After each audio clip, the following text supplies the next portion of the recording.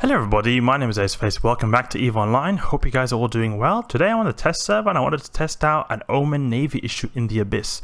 The reason why I want to test out the Omen Navy Issue is first of all because I hardly see anyone do it, and there's also something special about this ship and I think that people maybe overlook. It's that the Omen Navy Issue is just so good in terms of its speed. You see here, if we use our just standard 50 mn MWD, 2.2 kilometers a second, that's like insane speed for a cruiser. My Gila goes 1.7 kilometers a second. This goes 2.2 kilometers a second. This is the same speed as the Retribution, and the Retribution is like a frigate. Like, how can you imagine that? A cruiser going the same speed as a frigate? That's amazing.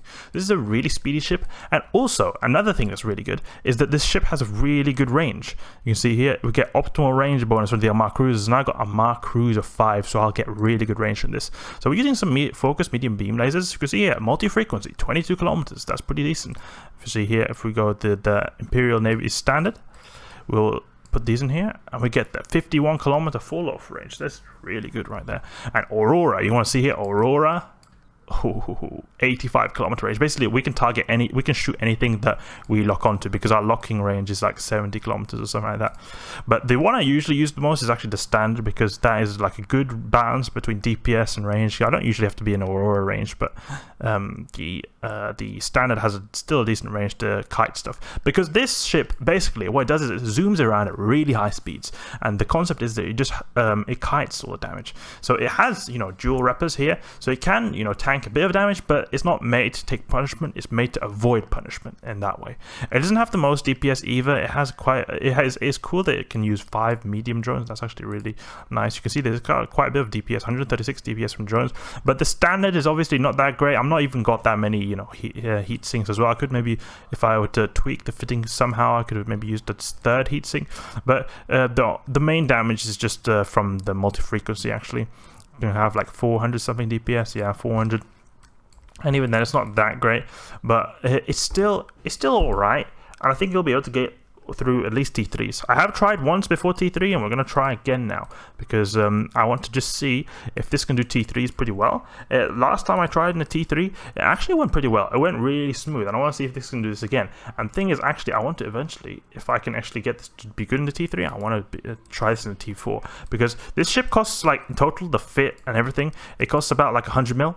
So I want to see if I can somehow put together 100 mil-isk fit that can fly T4. So that'll be really nice, because we've been talking about, you know, super duper cheap Gilas and everything. Oh yeah, that cost below like 200 mil, but I want to see if we can go the 100 mil zone, because the thing is, the Gila is really good, but it costs, the whole ship, it costs like 160 mil.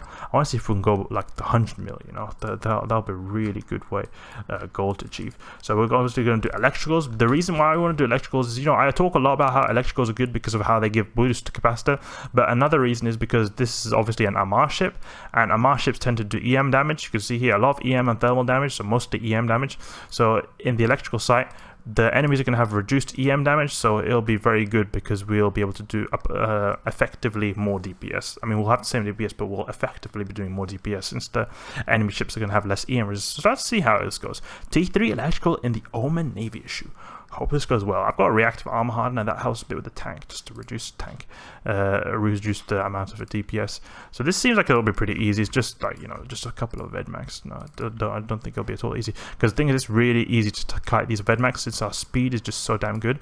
We can actually, you know what I'm going to do? I'm going to take out these ghostings first, because the ghostings are going to make it so that it's harder for me to do DPS. Because if I can keep a 25 kilometer range on the like, see how I'm holding down Q, double clicking here just to keep it range, like this manual piloting.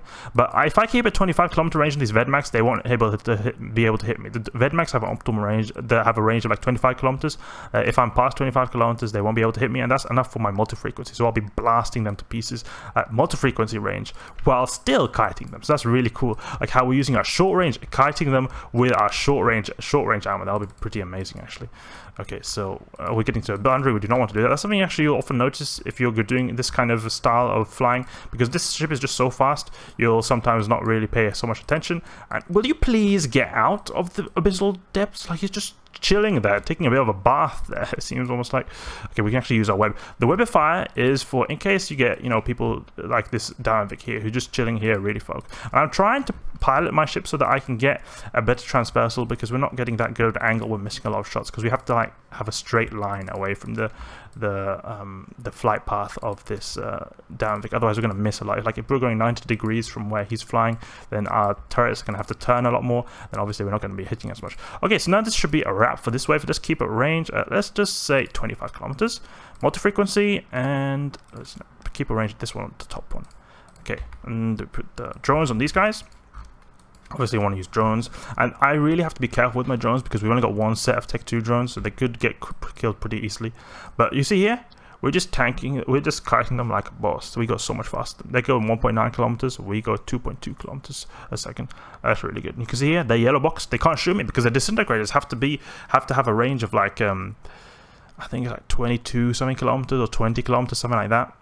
So if they are outside that range, the way disintegrators work is they'll shut off if you are outside that range. So it'll just look how good we're avoiding damage this way. It's just so nice.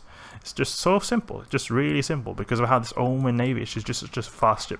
I have confidence that we'll be able to do T4 site, but I want to start easy, you know. I want to start easy in the T3s. T3s are also pretty good. I remember back in the day, it was really my goal to be able to do a T3 in Aquila, and now that I look back at it, I was just like thinking that was a joke, because T3s, honestly, they're just so easy, and especially in Aquila, Aquila is like what you use for T5s, or what T3s, that's like the easiest thing ever. But it's just that back in the day, I used to mainly use passive tank healers. The thing is, passive tank healers, they're not exactly that great because they have massive signature radius. They can easily get hit by the battleships.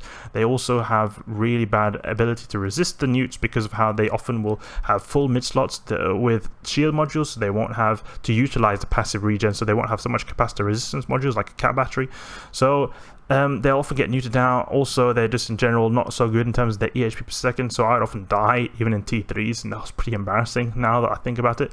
The active tanks are just so much better. I just breeze through T4s and even T5s, so it's really nice. So we're on the test server, so I'm not going to be bothered to get into loot actually, because I just can't be bothered. We're with the main thing is I want to prove that this ship can actually do the T3s pretty well. So that was a breeze there, some Vedmax. Knocked out. It would have been even easier if we just had Vedmax. Actually, you can get in T3s there's certain like patterns. So I think 2 Damavix is worth 1 Vedmax, because you can also get waves that are just 3 Vedmax. That's nothing more. But we got 2 Vedmax and 2 Vedmax and 2 Damavix. So I think that 1 Damavix or 1 Vedmax is worth 2 Damavix in terms of like the difficulty rating, at least for T3s. Okay. This should be also a really easy way to put a bit of standard here. Take out the null warps because I don't want to be held in place. I want to be able to... Okay, and this is the good thing, right? We've got 50 kilometer range on this standard right here, so we can just instantly start applying DPS. That's really good. Shove our drones into their faces. After we've taken out, let's say these guys here, we'll go into multi-frequency range, because I think we'll be able to tank them. Because we still have an alright tank, but it's not good enough to face tank a Vedmax, or especially Charybdis Tyrannus. So we want to still be wary, but it's an alright tank. It's just that we don't want to be too reckless, you know. And we've also got deviant automatic suppressor here, and this is also a very big issue because obviously it's not the Gila we're using. So the Gila has like bonuses to the ship HP or the HP of drones. So it's we've got unbonus drones over here, and this is an issue because the unbonus drones will obviously take a lot more damage. You can see here, this is getting annihilated by this deviant automatic suppressor. It's really dangerous. So we want to be extra cautious with our drones, especially since we have only one set. So if we lose drones, that is lost DPS, and lost DPS means lost time. Lost time could potentially mean that you lose the site, because this is not the most highest DPS ship right here. So lost time can potentially mean that you will die. But it doesn't seem like to be such a big of an issue right now, at least, because we're just killing these sleeps very easily, After this uphold is down, we just go in and blast them with multi-frequency. Should not be any issue whatsoever. We're going to Ephialtes, actually. Ephialtes is just chilling at 10 kilometers right here. Hey, whoa, get out of there. Stop always just going to the abyssal depths, my man. Okay, this is like really nice. It feels so good to be able to apply DPS at this range, just like instantly, because I'm so used to the gear that it has drones and it has missiles, and the missiles will obviously take a bit of time to fly to the enemy ship, and also especially the drones as well, that'll take a little bit of time to fly to the enemy ship. And the drones are usually the missiles I usually use on the Gila are the light missiles, the Fury light missiles. The Fury light missiles only have a 30 kilometer range. Here I'm instantly able to apply DPS at 50 kilometer range. That is really, really nice, actually. I think this guy is taking a bit of too much damage for comfort right now, so we'll return him. Okay, and we'll go into multi-frequency range now because we've only got 2 ships left. It should be pretty damn easy. Okay, let's go into this guy right here. Keep a range 20 kilometers just so that we are out of the range. We've got pretty stable capacity. I think we've got 20 gigajoules to spare, so we don't at all have to worry about this. Yeah, that's really good. Actually, we'll use our web to do even better application. No, we're just, because the thing is, the Omen Navy Issue is just so fast. So even though we're keeping range, we're just bouncing back and forward within web range or out of web range. It's really cool, this ship here. It's just a really speedy ship, and that's actually quite strange because it seems like most Amar ships tend to be really slow. So it tends to be like a typical thing that Minmatar ships are very fast, but the Omen Navy Issue kind of makes an exception to that rule. It's a pretty damn fast ship. Okay, let's actually get even closer. Let's keep it range at 7.5 so we can actually web him to kill him even faster, because we will be able to apply even better with the Webifier on him. And we're just using a standard Tech 2 web. Federation Navy will obviously be much better, but it's pretty expensive. I think it costs like 60 or 70 mil, that web. It does 14 kilometers on the range on that. This is only 10 kilometers. And actually 14 kilometer range really does make a difference. It doesn't seem like a difference, but many of the NPCs will actually orbit you just outside 10 kilometer range. So it will make the difference between actually being able to use your web and actually not being able to use your web. So often I've seen people, like for example in Sacrileges and other ships that utilize webs, I think maybe the Kitey, but definitely the Sacrilege, people use webs there, and it really helps to have that Federation Navy web, because it just really gives you that extra oomph, that extra speed reduction of the enemy ships. It makes you apply so much better, and because if you use a Tech 2 web, often the enemy ships are able to orbit outside of your web range. Let's see now, last room. Let's see how this goes. Omen Navy Issue in a T3 electrical. Will it survive? Will it die? I'm pretty sure it will smack it really hard. Okay, let's go. Scylla Charybdis Tyrannos. This should not be any issue whatsoever because we're just so fast.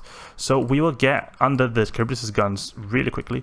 We'll take out. Oh, we got lots of null warps. This could be a bit of an issue, but we'll go for the cruisers first. We should be able to tank the damage from the cruisers pretty easily, and we'll just be orbiting Charybdis. We can actually orbit Charybdis to like 15 kilometers or something. We're going to just go so fast, we'll be avoiding so much damage. I think our signature rate is also pretty small on this ship. Okay, we're going to have to use multi-frequency right now. We can actually web him, this guy a little bit, actually.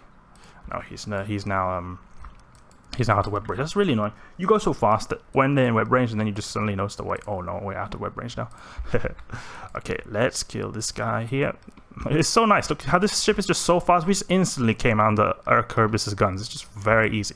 Easy cash right here. Easy cash right here. And these sleeper cruisers or these drifter cruisers have no chance whatsoever. They're just getting annihilated by our sweet multi-frequency. The good thing is that they know, like, okay, we've got a little bit too far for multi-frequency. We use standard now. The thing is that there are no E-War ships on the field as well, like the weapons disruption ones. The weapons disruption. Oh, okay, we need to recall our drones. We're taking a bit of damage right there. Yeah. Do not want to have drones getting lost. Really, it could maybe even be worth to actually have faction drones. Faction drones obviously are going to have more survivability in the because they have increased EHP compared to the Tech 2 ones. Tech 2 ones have pretty low HP. I think the faction drones have like double the EHP of Tech 2 ones, so that is a really nice added bonus to it actually. Alright, so 3 cruisers left, and we're just kiting them so well that they can't even warp scramble us. You see, they've got a warp scrambler right here, but it's just so easy. Okay, we can actually switch over to multi-frequency now because they're getting really close.